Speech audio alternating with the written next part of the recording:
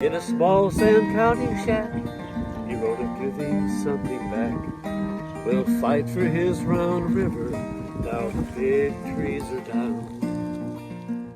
Aldo Leopold is famous for this particular book, the Sand County Almanac, which was published in 1949, and today is still considered one of the most important books in the area of ecology.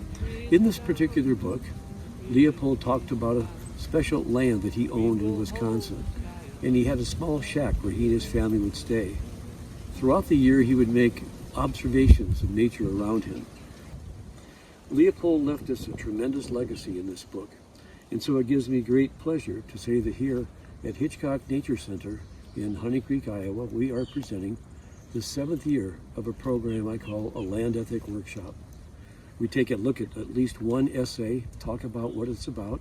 We do activities concerning that essay, and we actually get out on the hills and in the hill prairies and down by the pond, and we do activities which support some of the principles and the ideas that Leopold was talking about.